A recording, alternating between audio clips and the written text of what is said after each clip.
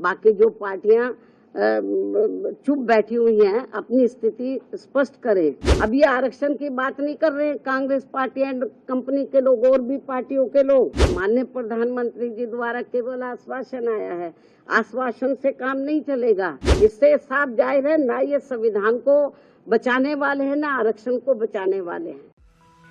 SC/ST में creamy layer पर supreme court की टिप्पणी पर बीएसपी प्रमुख मायावती ने कहा कि बाकी जो पार्टियां चुप है उन्हें इस पर अपनी स्थिति स्पष्ट करनी चाहिए। प्रधानमंत्री की ओर से आश्वासन आया है, लेकिन सिर्फ आश्वासन से काम नहीं चलेगा। नहीं तो जिन राज्यों में जल्द ही विधानसभा चुनाव होने वाले हैं वहां इन वर्गों के लोग बीजेपी कांग्रेस को माफ नहीं करेंगे। अन्य दलों ने यह कहकर लोगों को धोखा दिया है कि हम संविधान बचाएंगे। अब वे चुप क्यों है? यह स्पष्ट है कि वे ना तो संविधान बचाएंगे और ना ही आरक्षण। वहीं बीएसपी सुप्रीमो मायावती ने आगे क्या कुछ कहा, देखें वीडियो। अंत में मेरा इन जैसी अन्य सभी पार्टियों से भी यही अनुरोध है कि वे भी इस देश के करोड़ों SC व ST वर्गों के लोगों के समक्ष इस निर्णय के मामले में अपनी अपनी पार्टी का स्टैंड जल्दी ही स्पष्ट करें ताकि सही स्थिति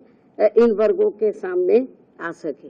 बाकी जो पार्टियां चुप बैठी हुई हैं अपनी स्थिति स्पष्ट करें।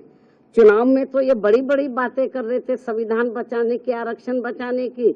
अब ये जो 1 अगस्त को जो अभी रिसेंटली जो निर्णय आया है उस निर्णय पर तो अब ये संविधान नहीं दिखा रहे किसी को। अब ये आरक्षण की बात नहीं कर रहे हैं कांग्रेस पार्टी एंड कंपनी के लोग और भी पार्टियों के लोग। तो अभी नहीं ये संविधान की बात कर रहे ना इनके आरक्षण की बात कर रहे। तो इसलिए मेरा यही कहना है इन सभी पार्टियों से, चाहे बीजेपी है कांग्रेस है, केवल आश्वासन देने से बीजेपी की ओर से आश्वासन आया, माननीय प्रधानमंत्री जी द्वारा केवल आश्वासन आया है, आश्वासन से काम नहीं चलेगा। इन लोगों को SC/ST वर्गों को जो इस फैसले से इस निर्णय से नुकसान हो रहा है तो उस पर वो अपना सही स्टैंड ले। और ये कोई केवल आश्वासन से या गौर करने से, माननीय प्रधानमंत्री जी ने जो कहा है कि हम गौर करेंगे, आश्वासन दिया, उससे काम नहीं चलेगा। इसका बड़ा भारी नुकसान इन वर्गों के लोगों को हो रहा है।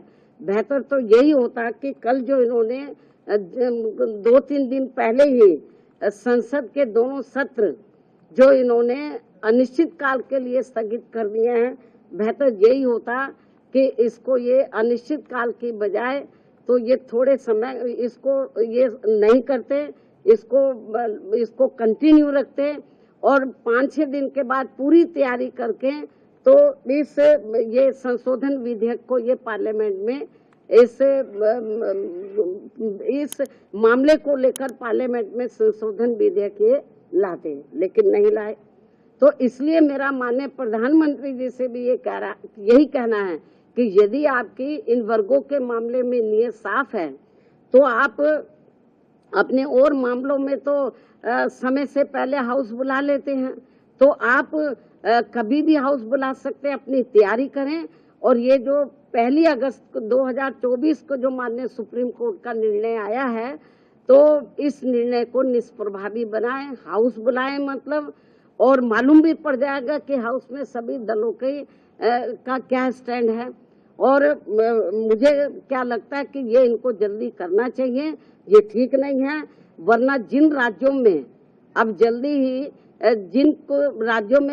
ही विधानसभा के आम चुनाव होने वाले हैं तो इन वर्गों के लोग न बीजेपी को माफ करेंगे, न कांग्रेस को, न अन्य पार्टियों को माफ करेंगे, क्योंकि इन्होंने इस बार जो 18वीं लोकसभा के आम चुनाव हुए हैं उसमें इन वर्गों के लोगों के साथ बड़ा विश्वासघात किया, धोखा दिया है। इनको कहा कि हम संविधान बचाएंगे, आरक्षण आपका खत्म हो जाएगा। अब ये चुप क्यों हैं? अब ये लोग चुप क्यों हैं? तो लेकिन इससे साफ जाहिर है ना ये संविधान को बचाने वाले हैं ना आरक्षण को बचाने वाले हैं। अब ये समझ में नहीं आ रहा आरक्षण को लेकर ये जो संविधान को दिखाते घूम रहे थे सभी पार्टियों के लोग, अब क्यों नहीं संविधान को दिखा रहे हैं? अब क्यों नहीं आरक्षण की बात कर रहे हैं कि इनका आरक्षण जो निष्प्रभावी हो गया है तो इसको प्रभावी बनाने के लिए इनको पार्लियामेंट का सत्र जल्दी ही शॉर्ट नोटिस में इनको बुलाना चाहिए और अपनी स्थिति बीजेपी की सरकार को क्लियर करनी चाहिए और बाकी पार्टियों को भी अपना स्टैंड क्लियर करना चाहिए।